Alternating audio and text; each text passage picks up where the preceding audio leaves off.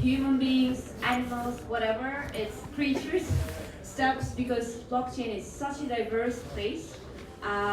And we'll be talking about hopping on a blockchain journey. Some of you, I guess, already have had expanded experience, but I will be sure that we can learn a lot from my wonderful co-panelists today. I will leave you guys, ladies, to introduce yourself and how is the reference of your activity to the blockchain ecosystem is working right now. Okay, hello everyone. So I'm Nicolas Joly. I'm from Casino Group. Casino is a food retailer mainly located in France and Latin America. And so we are making our first steps in the Web3 in many ways, both with the customer relationship, but also with the real estate part, because I'm in charge of the real estate and fintech division. So I'll be really happy to be here with you and share our experience in that. Good afternoon, everybody. My name is Valeria Zafar, and I'm part of Digital Asset. For those of you that don't know Digital Asset is the creator of Damo application platform. We allow our customers to eliminate data silos in workflows. And when you think about workflows, you can think about multi-party or multi-system applications. Although our technology is applicable across multiple industries, from financial services, supply chain, gambling, smart cities, insurance, and others, the vast majority of our customers are in financial services, such as financial market infrastructures, financial operators, and we allow them to, as I said, eliminate silos from a data perspective and build synchronized networks. My name is Manfred Manschev.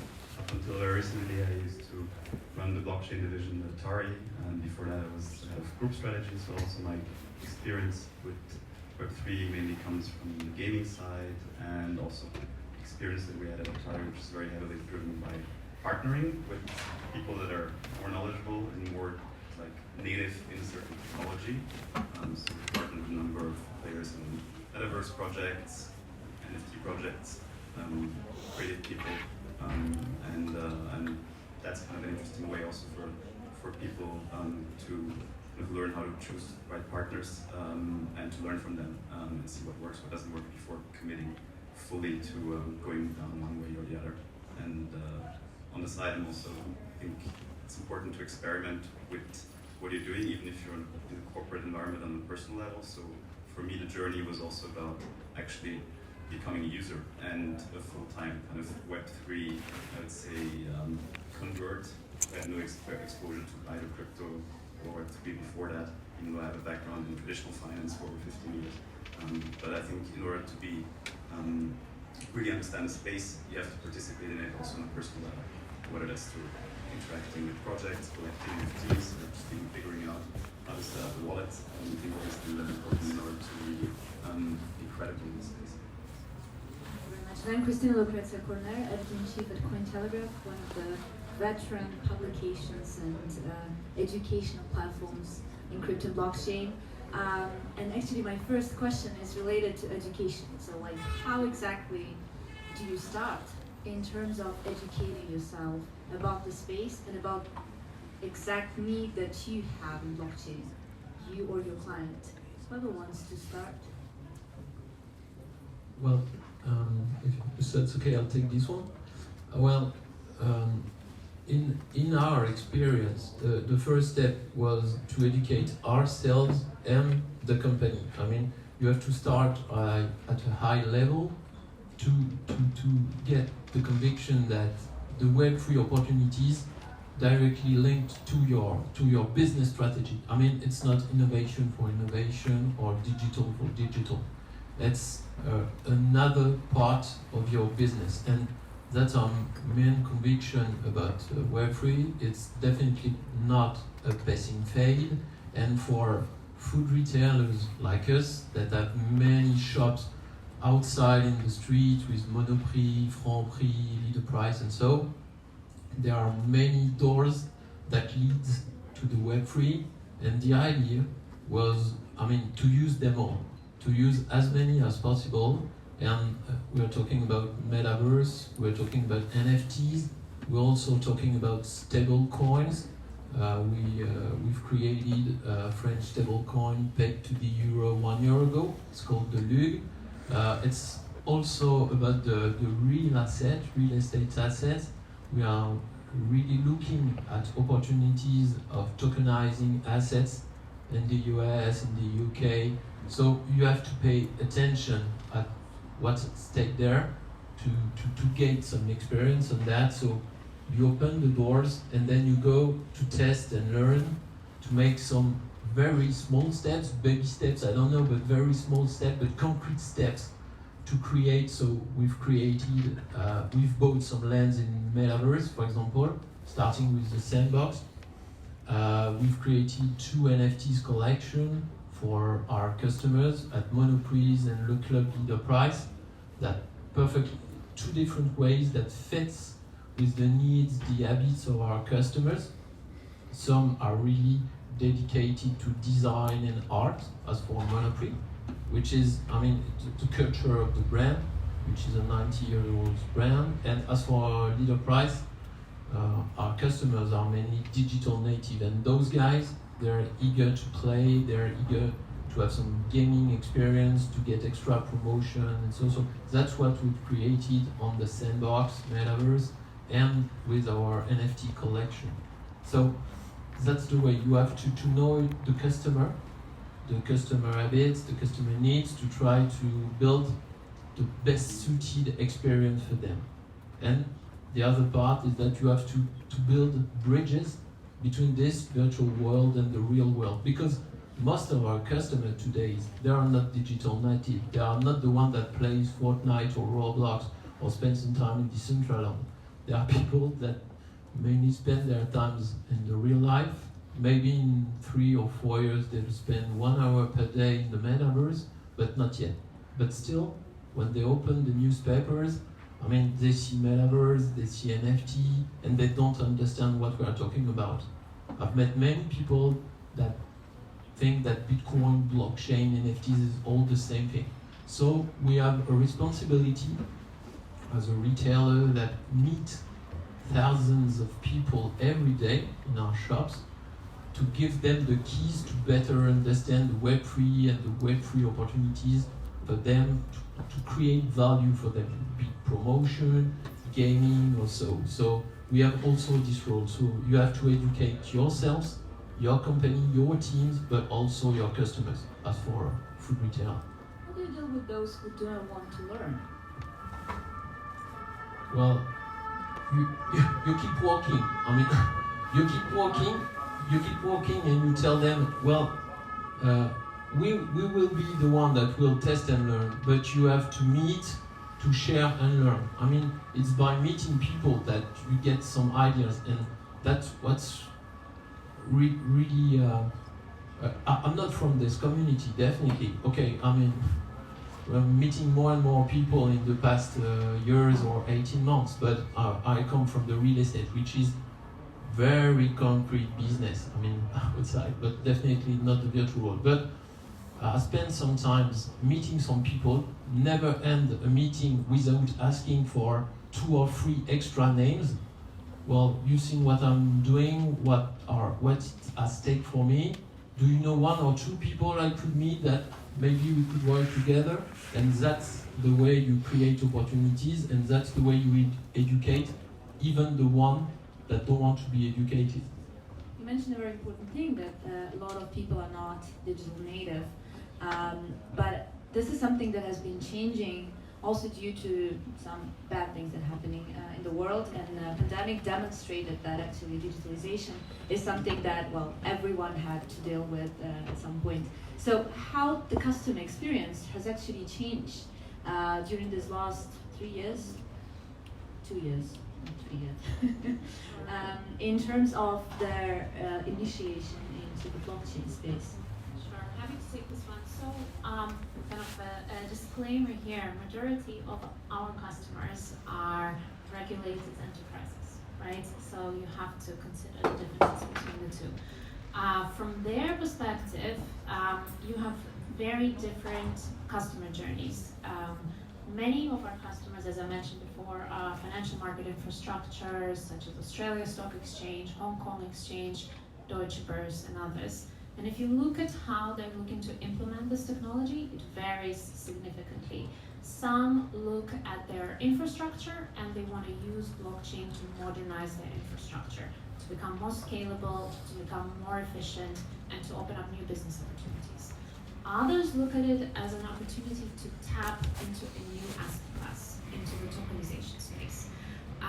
Whatever the initial journey is and what the use case they start off with, the longer term vision generally tends to be quite consistent, which is to become a digital marketplace and to build on networks and be able to connect across multiple different networks.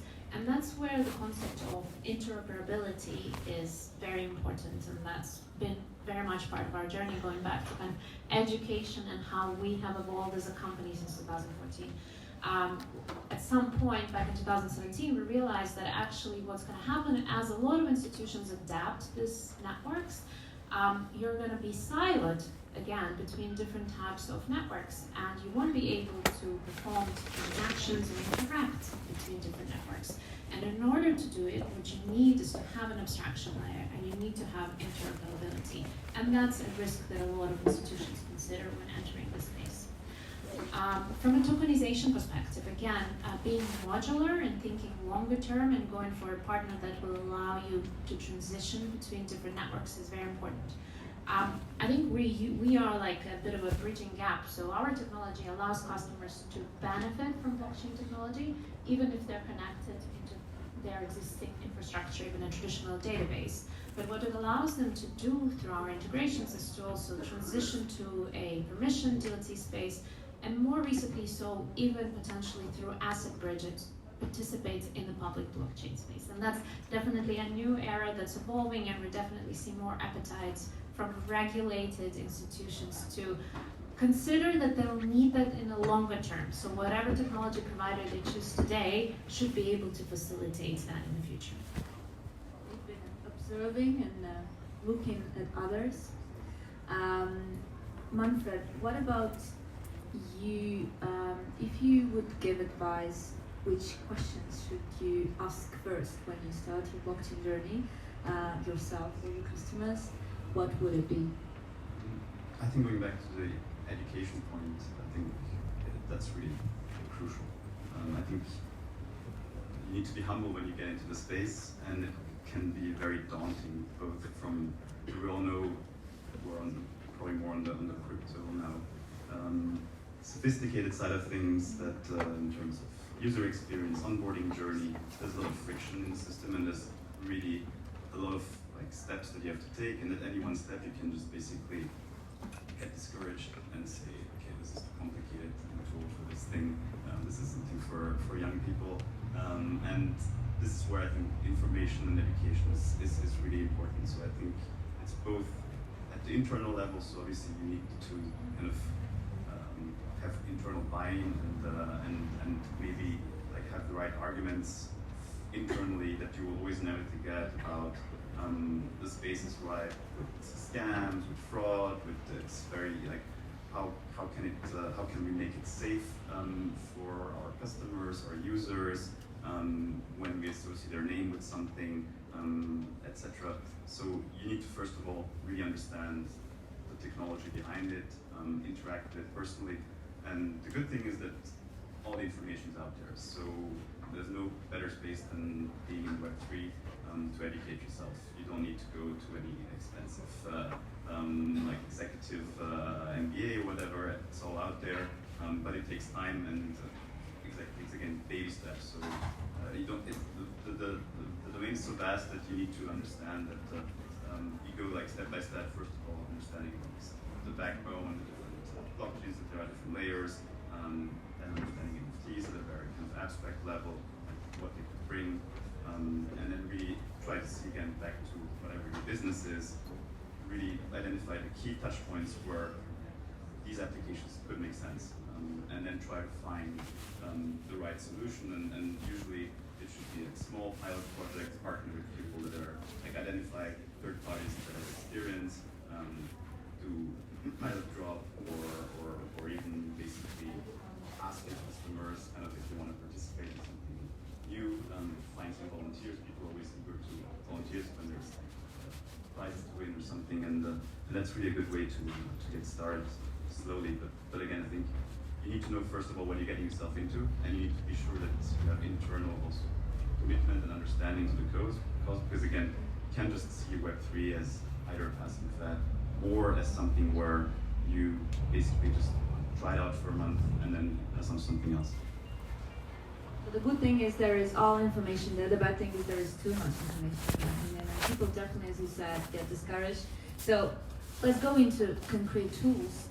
How exactly can we still keep being inspired going into this journey? And you mentioned also a very important thing is that, well, the misconception about the space, that actually is not a total misconception, is that definitely there is a lot of fraud and scams, but a lot of people who come enter the space, they are afraid of becoming a victim of a scam. So what would be your advice in getting oriented among so many actors, among so many sources of information, among so many tools? What is the way to stay calm and to keep going to the right direction? I can cover from an enterprise standpoint. I think our customers, right, which is slightly different from, for example, retail or others, reputation is key. These are regulated entities. They can't get it wrong, so they really need to consider the risks. And what's very common as a number one priority is privacy of the information. Making sure that whatever you build is not going to allow you to distribute information to the wrong counterparty, right? That is the end for them. So going for a reputable infrastructure technology provider is extremely important, right? And that's why you need to look at the track record, and you really need to know what you're doing, which is, I think, why the adaptability within enterprises has taken some time. Manfred, you mentioned experienced projects and teams. How exactly do you evaluate experience in the space, and how do you track those respectable, reputable actors? It's a good question. I think the good thing is that by now you have a lot more perspective than maybe you would have had like 18 months ago. So there's been really obviously a lot of projects that have developed.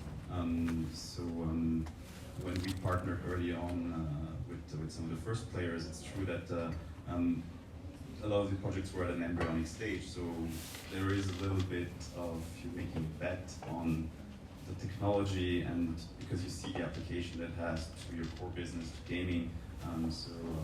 Atari partnered very early on with Sandbox, for example, 2 years ago.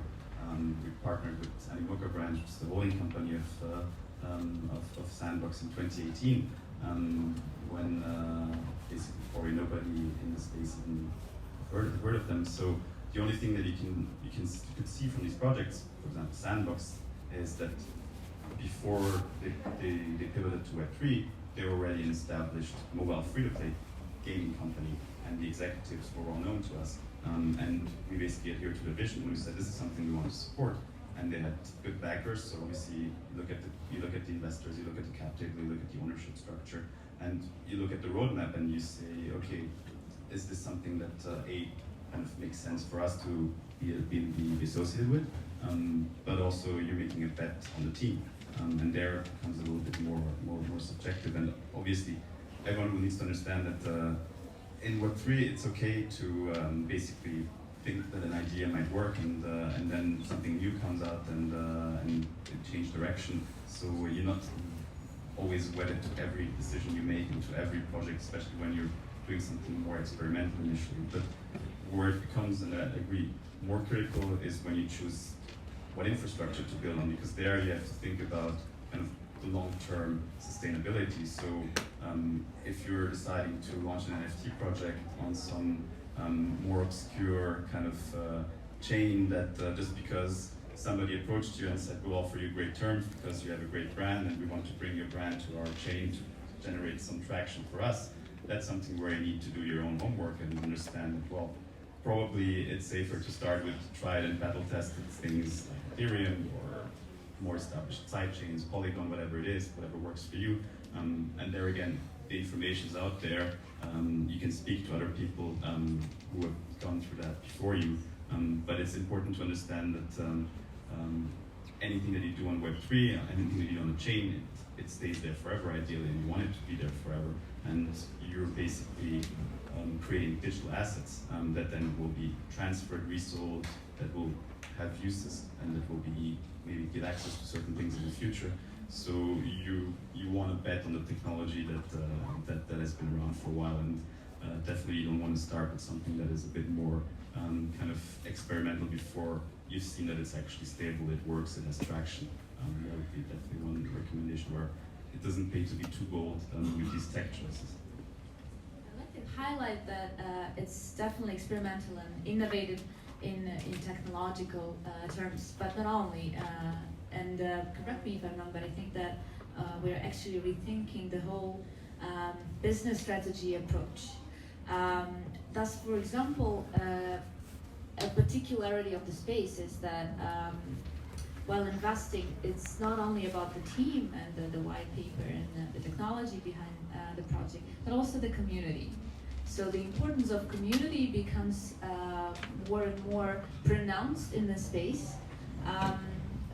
How would you evaluate the development of this phenomenon, and will the communities be even more important in the future, in your opinion? Well, as for us, of course, the community part is a very important thing. We're used to that because we have our own community with our customers there, and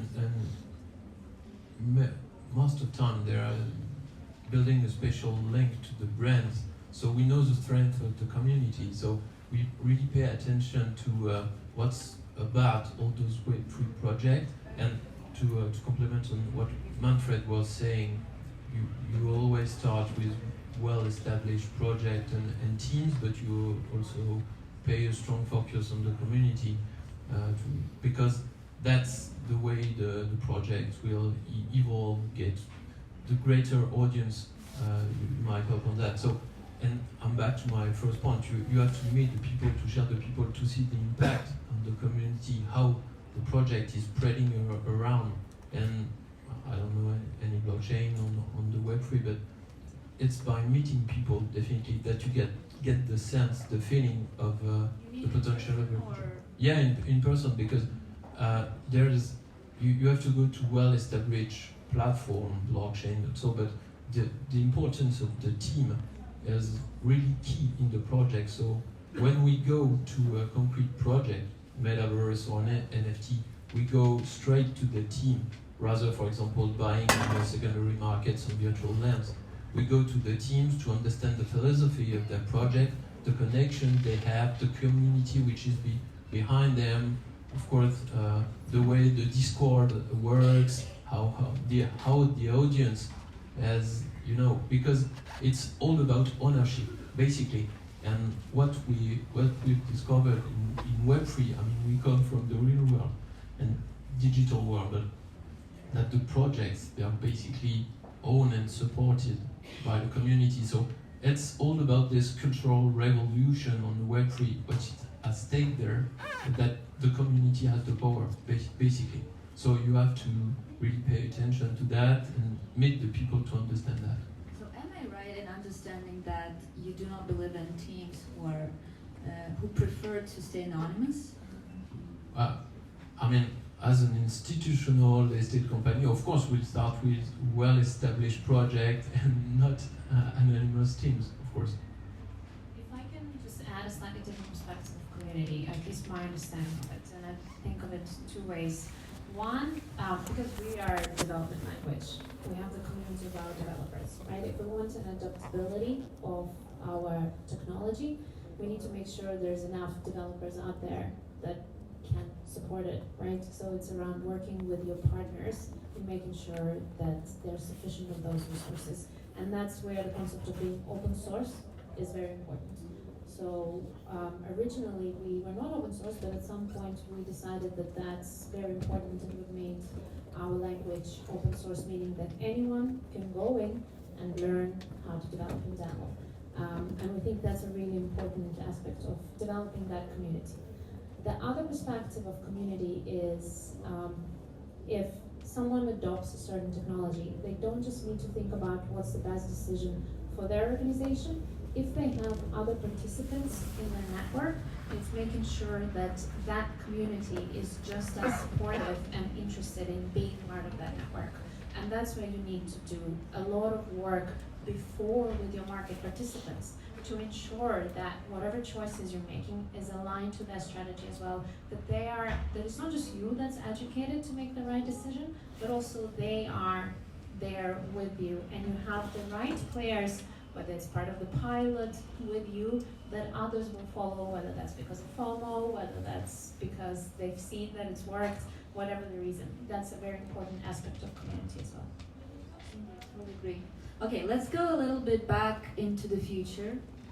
Do you think that there will be any corporate actor, I don't know, in 10 years who is not in the space yet? On a niche level, that's my perspective. I think it's hard to ignore. We don't know what's going to be in 10 years, right? 10 years is a really long time period. Let's take 5, 3. I think in 3 years, there's still going to be players that, at least from a regulated enterprise space, for sure, that haven't adopted it, right? At least our experience has been, especially on a big scale, adopting this type of technology in pre-existing architecture takes a lot of time, and they're doing it for the first time. So a lot of perspective of the challenges that they need to consider will come as they're going through the project. So I think it's going to take more than 3, but 10 years, hopefully, I imagine that's optimistic. I like it. Okay, Manfred, your glimpse into the future? Making predictions is a tough one, but I think definitely we're at a stage now where it's impossible to ignore the space, but that doesn't mean that everybody's going to jump on the bandwagon immediately. What I can say is like more from an anecdotal evidence perspective, I've never had so many people out of my personal network that is very diverse, and people in very different industries who specifically asked me about NFTs that a year ago didn't know what an NFT was, and now they're intrigued. It doesn't mean they're all going to, in their corporate life, going to become like adopted immediately. And I think what people have to be cognizant as well is, and that I can see definitely in the gaming space, is that you're also up against a lot of, I would say, reticence from a certain part of the population that sees the negative side. So in gaming, it's very pronounced. You basically have the hardcore gamer communities who see Web3 as something that doesn't add anything to the existing experience, that is money grab, that is pay to win, that is not egalitarian because the initial pay-to-earn games, you need to spend a lot of money to play, and generally you see a lot of even like vitriol online for larger players who are trying to enter the space, and I think that at the moment it's still acting a little bit as, even though you have a lot of like people wanting to experiment, they're being very cautious because they don't want to antagonize a lot of their existing constituents. So it really depends on who your constituents are currently, how open they are to change. You cannot force Web3 down people's throats in any kind of large-scale consumer-facing business. If you have millions and millions of users, whether it's game or retail, whatever, you have to acknowledge that it's something that you want them to be intrigued and to opt in themselves. And that's why I think mass adoption is an ambitious, lofty goal. The only thing I'm certain of, there will be a lot more use cases and adoption in 3 years than there is now. But whether like all corporates will adopt Web3. I think you're underestimating the inertia that is inherent in any corporate decision, and a lot of boards are just starting to realize that maybe there's something to it, but that means still we might be years off from them actually pulling it. Generation. Nicolas, what is your insight in the future, especially in the view of this balance between real and digital? I'm really curious. Well, the thing is, I don't know if it's in 3-5 years, but as a retailer, you definitely have to have this third location to Web3. After the real world and the already existing digital world, you have to have this third location to your map, because there's definitely things that with the digital native today that will be our customers tomorrow. Those guys, they will spend a lot of time there. So you have to have some products, some experience ready for that, because it will be a part of their daily journey. So definitely, I don't know if there will be mass adoption, but more and more adoption of that. And as a retailer that meet its customer every day, you have to offer them the opportunity to make a part of their journey there, but without forgetting your existing customers. And on that, I agree with Manfred. You have to. You don't want to throw the people in Web3 by force. I mean, you have to give them the keys to understand that, to see their own opportunities on that, the value creation you can make for them by designing special products, services, and so. And once you give them the keys to understand and unlock the doors, I mean, it's for them to open it and get into your third location.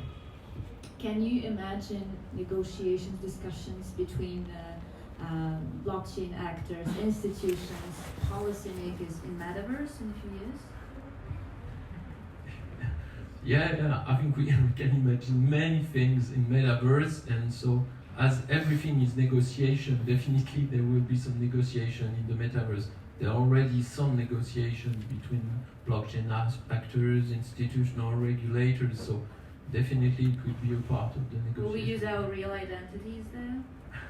Well, you know, like an infinite Why not? jest of David Wallace, like people will start, you know, using some augmented reality of their own identity. Maybe, I don't know if it will help make the negotiation easier, but maybe. Depends. I guess so. By the way, just an anecdote, but like we all talk about this antagonism between real and digital. Digital comes from digitus, that means finger in Latin. So actually it's something that you can touch. So this is really, in my opinion, funny how we started to interpret this phenomenon from a completely different perspective. I would like to give the floor to your questions. This is your chance. Awesome. Please introduce yourself and... Well, Sebastian, I'm working for Inblocks, a blockchain company, French blockchain company. And I do have a question for Nicolas Joly. If I'm not wrong, you were available during the last season of the Sandbox, which just ended. Do you have some insights to share with us, things you've learned? Well, we were not available during the last season, so I can comment on that. But what we've learned definitely is that on Web3, the project is building itself every day.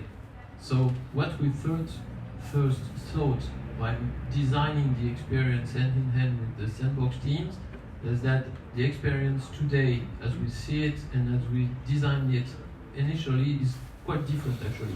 And it gave us also the idea to keep on enriching it. But I would say that our main takeaways were more as an institutional working with Web3 companies, that the takeaways for the customers that will arrive soon, but not on the previous season. But just another word, that also gave us the idea to create an extra NFT collection with dedicated avatars that we've pushed to our best customers, that of course gave them some offers, dedicated promotionals and so. And the idea is to create a link with those NFTs avatars to be able to be played in the Sandbox. Thank you for the question, Sebastian. Question there, please. Hey, thank you so much. I am Paul from Ripple. We use XRP to help companies improve their working capital. I'm curious, what is your recommendation on how to engage corporates to start a conversation to identify enterprise use cases? Because we come from the perspective that we don't want to talk about crypto for its own sake, but rather we want to use crypto to address your needs. So what's your recommendation? Happy to cover that from an enterprise perspective because that's our customers as well.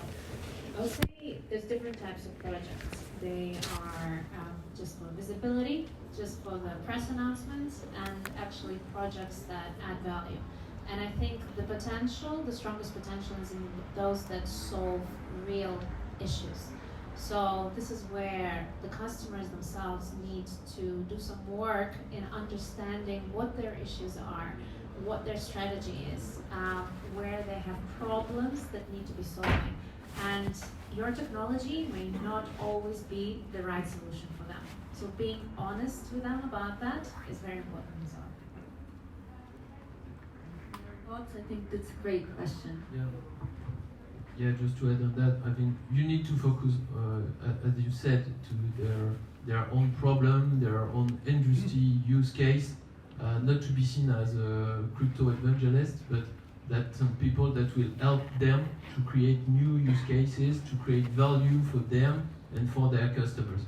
And you need to find, I think, people to educate at a high level in the companies about all the Web3 opportunities, because I really think that it has to start from the top, and after that it's definitely much more easier to get links with business use cases.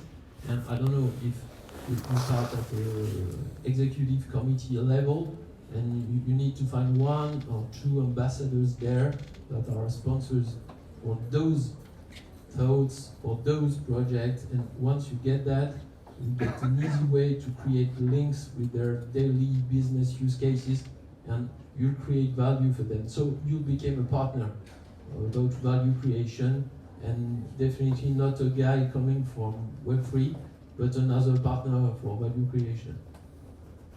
Last question, please, Steve. Hello, Grégoire. Thank you very much for the panel. It's very interesting. I'm freelance consultant, digital transformation. You mainly talked about blockchain as a new channel, a new revenue, a new way of securing your digital assets, but you never mentioned for reputation the word trust. How much do you consider that blockchain and maybe Web3 is an enabler for centralized companies like yours being more trustful towards your customer or even your employees, and how do you work on it?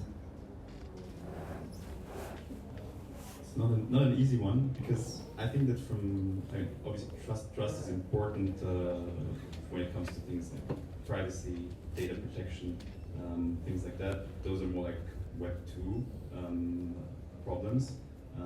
I think at the outset here, what Web 3 from a corporate perspective is more about is increasing touch points with consumers, and the trust at the macro level always comes from the brand. So you already have kind of your trusted consumers, more or less. And I don't think that using a blockchain reinforces trust. I don't think that this whole crypto maximalism evangelization thing is really relevant in the B2C world, at least. I understand where you're coming from, but I don't think that that's really a consideration that most corporates have in this particular instance. So I think it's for some crypto native users, yes, it's very important.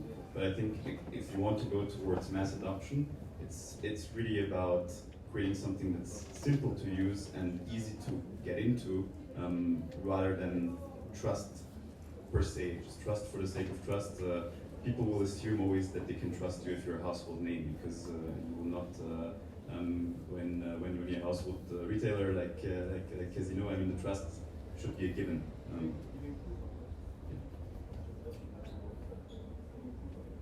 1 And in the end, trust, it's all about people. And here I shared Nicolas' hope that we'll still be able to communicate in person. It's very important to trust the community that is around you. So thank you very much, the organizers, for bringing us all here together, giving us an opportunity to meet each other, to trust each other, and to go into this wonderful journey that is blockchain. Thank you very much. Merci beaucoup à tous. Human beings, animals, whatever, it's creatures, stuffs, because blockchain is such a diverse place. And we'll be talking about hopping on a blockchain journey. Some of you, I guess, already have had expanded experience, but I will be sure that we can learn a lot from my wonderful co-panelists today.